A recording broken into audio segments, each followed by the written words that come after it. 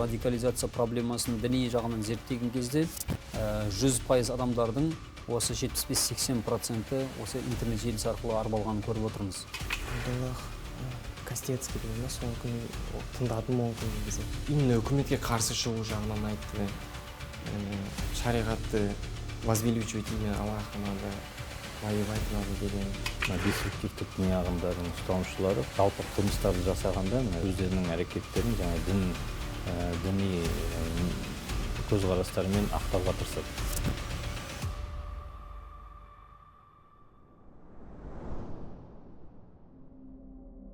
Он 7 жасыма дейін жақсы оқып, бәрін жақсы оқып жүрдім. Содан кейін балалармен жүріп, көшеде жүріп, солай қиянлық жасап, сол грабежмен түсіп кеттім түрмеге. Келдібек Мәден, Ақмола облысының тумасы. Сондай жұмыс деген бермеді, жүрдім, легкий деньги дейді ғой, сондай жеңіл ақшаны табу үшін сондай грабеждармен айналып жүрдім. 2016-та қайтадан түстім, түрмеде адамдармен таныстым, ислам жағынан, дін жағынан үйретті мені. Айтады бізде губка сияқты впитать еттім олар мен үйреткен нәрселерін бәрін. Басқа имамдарды тыңдама дейді, тыңдамадым. Олардың кітаптарын оқымадым. Енді мен оларды адасқан течение деп санаймын.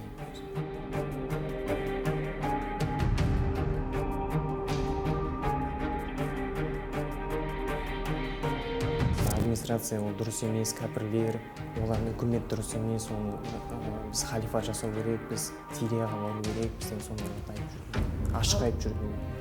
Абу Ханифа традиционный браттар жүрді арамызда, лагерде жүргесін, бәрін бірге жүреміз.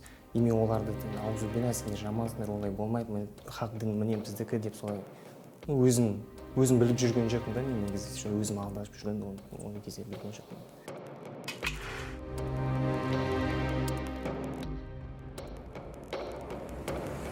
Браттар, именно мен сияқты кәдімгі сотталғандар, білімдері жоқ, образованиялары жоқтар. Оларды канонда жихадқа кету болды. Олар сонымен жанат сонда деп ойлайды, тек қана өлтіріп, өлу деген соны ойлайды.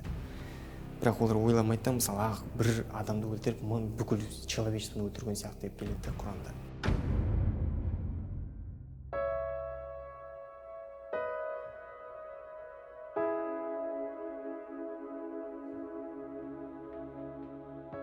Жабық мекемелердің, түзеу мекемелердің бір осал жері дейміз, жаңағы бір теріс ықпалы да сол. Осындай бір деструктивтік, радикалдық көзқарасты жұқтырып алу өте оңай. Жаңағы адам өз-өзін қорғаймын деп, қорғанамын деп, жаңағы дінге берілген адамдардың арасына қосылып кетіп, ол жаңағы дәстүрлі дінде жүрген сотталғандардың арасына қосылса, ол бір нәрсе. Ал жаңағы деструктивтік діни ағымдардың топтарына кіріп кетсе, әрине ол жаңағы радикалдық көзқарасты ұстанып, радикалдық көзқарасқа беріліп, бостандыққа шыққан соң жаңағы радикалдық ұстанымда қалуы мүмкін. Біздің Қостанай академиясының орталықта осындай психолог мамандарды дайындайды. Сондықтан бұл салада қазір жұмыс жүргізіліп жатыр. Әрине ол мына жабық мекеме болған соң ол жаңағы қоғамда көп көрсетіле бермейді, және көзге көрінбейтін шығар ол жұмыс. Бірақ ондай жұмыс жүргізіліп жатыр. Тоқия деген бар, скрывать свое вероубеждение деген бар. Оның алдында мен де солай жүрдім. Типа, мен Абу Ханифа қабылдадым, бірақ жүрегімде ондай жоқ та, ненависть деген бар. Бірақ ол дұрыс емес. Ол лицемерие ғой, действительно лицемерие. Екіжүзділік дейсіз ғой, дәл сондай екіжүзділік. Просто өздері үйретеді, мысалы маған айтады, діні хақ, сен хақты айту керексің, а то как немой шайтан дейді да маған. Бірақ бір жағынан айтады, тоқия болу керек, сен тығылу керексің, өзің беріп, ол өзіне қарама-қайшы келеді ол браттар. Абдуллах Костецкий деген сол күні тыңдадым ол күні негізі. Әке-шешені мысалы, әке-шешені жайлы айтады, олар негізі намаз оқымаса, олар кәпір, бірақ сендер шақыру керексіңдер, бірақ олар келмесе сендер оларды қалдыру керексіңдер дейді да, олар астан. Мен ол кезде Аллах кешірсін, ол кезде түсінбей жүрдім да негізі. Жаңағы лекциялар тыңдап, мен мысалы мамаммен сөйлеспей қалдым мысалы. Сондай апарды мен сол лекциялар. Анам ренжіп жүрді маған. Абдулла Костецкий, Дағыстанның тумасы.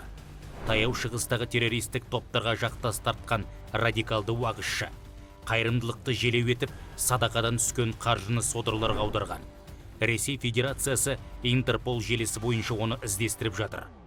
Санасы уланып, сәләфилік, уахабилік әлемдерді үйренгеннен кейін әкесінің өзіне қарсы шығып, осы жолға кеткен азамат, бұл Кастекский деген.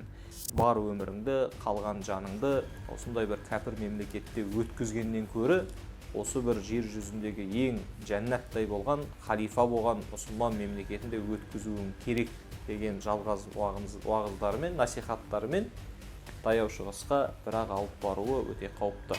Оларда исламдағы терминологиялық сөздерге конспирация жасау арқылы өздеріне соны пайдалану деп қарау керек. Яғни қалайша пайдалану? Таухид деген дінде бар нәрсе. Бүкіл жаратқанды, әлемді, ислам жаңағы көзқарасы өлшемі бойынша әлемді жаратушы бір Алла Құдай деп біледі. Бұл таухидтің негізгі бастауы. Негізгі калиманы, негізгі сөздерді алдыға шығарып, сол сөзді бүркемелеп конспирация, яғни жасыру арқылы, алдыға соны тек қана ұстап қорған қылу арқылы өздерінің астыртын идеологиясын жүргізу негізгі мақсатта.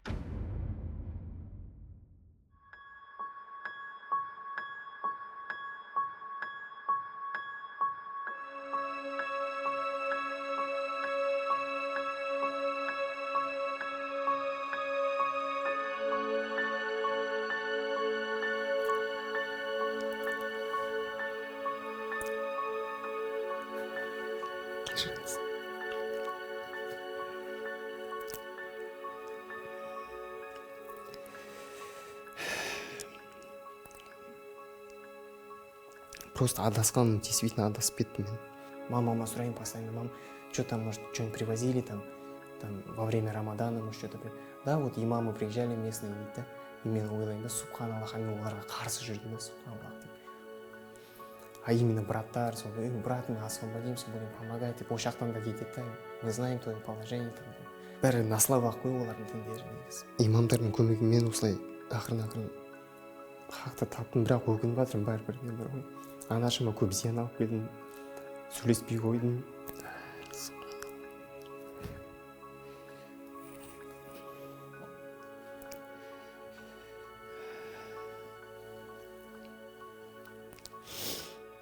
Анашымнан кешірім сұраймын.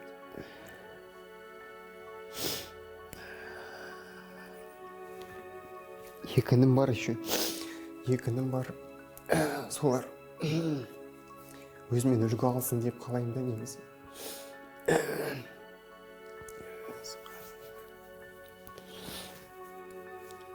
Адаспаған қалайым, олардың не сияқты адасып кеткендер. Адам баласының бәрі қателесуші, ал қателесушілердің жақсысы тәубеге келгені.